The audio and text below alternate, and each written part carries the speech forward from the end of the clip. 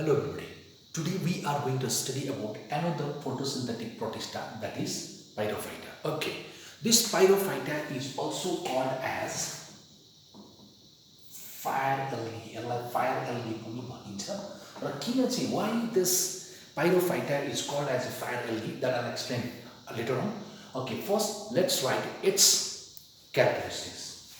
Number one, we know that they are unicellular. Number two, a photosynthetic protista भन्नुको मतलब they are autotrophs. They used to prepare their food themselves. Autotrophs, yes or no? Where are they found? They are found in marine water. They are found in marine water. That means they are mostly marine. Yes or no? Okay, these are the main characteristics of this pyrophyta, and we have to write example. Example will be Dinoflagellates. Dinoflagellates is an example of this fire algae or pyrophyta. Okay, now why is this pyrophyta? Why this pyrophyta called as fire algae? Okay, let me explain. Due to the presence of property, or two property चाहिँ के हो भन्दाखेरि due to the presence of this property, and this property is bioluminescence. Due to the presence of this property, bioluminescence.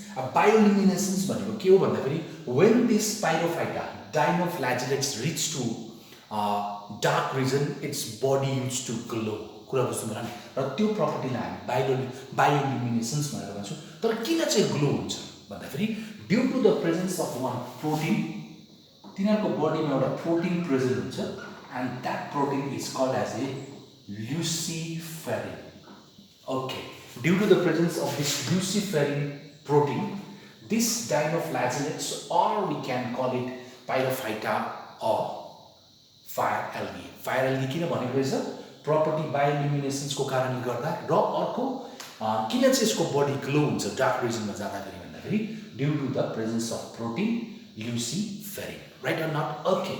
Now, here a name came, that is dinoflagellates. Dino means dinos two. Flagellates भनेको flagella. means दुईटा flagella. अब दुईटा flagella चाहिँ कहाँ हुन्छ? Let's learn the structure of this dinoflagellates. यसको जम्मा 4 वटा प्लेट हुन्छ. यसको जम्मा 4 वटा प्लेट हुन्छ. Okay, so out of these 4 plates, this side is called as a longitudinal group, र यतापट्टिको प्लेट्सलाई चाहिँ हामी के भन्छौँ भन्दाखेरि transverse group. Got it? Okay, यस्तो साइडलाई longitudinal groups, यस्तो साइडलाई transverse group. So one flagella arises from this longitudinal group. Longitudinal groups बाट एउटा flagella निक्लेको हुन्छ. Flagella arises from the longitudinal regions. एउटा भयो, र बुझ्नु भयो नि. त्यहाँ अर्को ट्रान्सभर्स सेक्सनमा एउटा flagella हुन्छ. त्यो flagella चाहिँ यस्तो स्टाइलले इमिली घुमेको हुन्छ. कुरा बुझ्नु भयो नि. That means one flagella is this side and another flagella is here, which is surrounded here in this region. कुरा बुझ्नु भयो नि. And this flagella, which is present in the longitudinal group, जुन चाहिँ longitudinal groups बाट निक्लेको flagella हुन्छ, त्यो flagella ले चाहिँ यो dinoflagellates-लाई चाहिँ के गर्छ, मुभमेन्ट गर्नुमा हेल्प गर्छ. that it helps in the locomotions, right? Okay, अब यो ट्रान्सभर्स सेक्सनमा भएको जुन चाहिँ flagella छ, यसले चाहिँ केमा हेल्प गर्छ भन्दाखेरि it helps to spin, यसरी वरिपरि घुम्नुमा हेल्प गर्छ. कुरा बुझ्नु भयो नि. So this is about the flagella. एउटा ट्रान्सभर्स सेक्सनमा एउटा flagella, longitudinal सेक्सनमा अर्को flagella. Okay, now let's talk about its reproduction. Reproductions को बारेमा कुरा गरौँ. When we will talk about reproductions को, there are two types of reproduction: asexual reproduction and asexual reproduction. Mainly they used to reproduce asexually. खासमा चाहिँ asexually नै reproduce हुन्छ. Mainly चाहिँ they used to reproduce asexually. Sexual reproduction takes place in a rare cases. Okay, and these sexual reproductions are also of two types. So sexual reproductions पनि दुईटा प्रकारको हुन्छ. There are two types of sexual reproductions. Look at the board. Sexual reproductions पनि दुईटा खालको हुन्छ number 1 is seriatum sexual reproduction and number 2 is Noctiluca sexual reproduction. Okay, so there are sexual reproductions are also of two types, Seriatum and the Noctulica, right? Okay, अब Seriatum sexual reproductions भनेको के हो भन्दाखेरि यो Seriatum types मा जुन चाहिँ body हुन्छ मेन प्यारेन्ट्स बडीबाट ग्यामेट चाहिँ ह्याप्लोइड निक्लिन्छ है याद गर्नुस् कुरा बुझ्नु होला नि भने नक्टुलिकाबाट चाहिँ कस्तो निक्लिन्छ डिप्लोइड निक्लिन्छ भन्नुको मतलब यसबाट चाहिँ कस्तो निक्लिँदो रहेछ ह्याप्लोइड ग्यामेट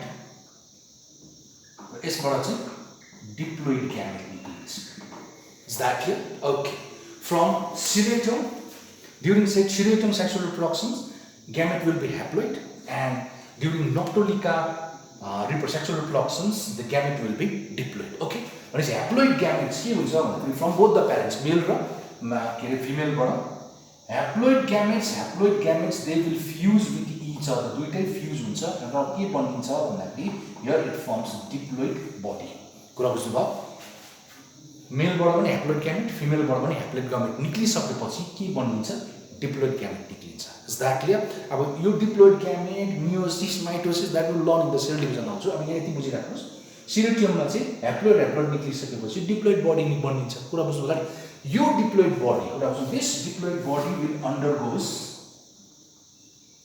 zygote meiosis भन्ने प्रोसेस सेल डिभिजन कुरा zygote meiosis cell division takes place र यो डिप्लोइड जुन चाहिँ बडी छ it will produce 4 haploid cells के प्रोड्युस गर्छ 4 haploid gametes किनकि यहाँ प्रोसेस के थियो नि त हो के फर्स्टमा haploid थियो नि त लास्टमा पनि haploid हुनु पर्यो नि त haploid फ्यूज भएर डिप्लोइड बडी बनिसकेपछि डिप्लोइड बडी मियोसिस हुँदाखेरि चाहिँ जम्मा 4 वटा haploid cells निक्लेको हुन्छ कुरा बुझ्नु होला नि अब in the case of Noctiluca body चाहिँ के हुन्छ तिम्रो diploid okay in the case of Noctiluca the body will be diploid right so diploid gamete this diploid gamete will undergoes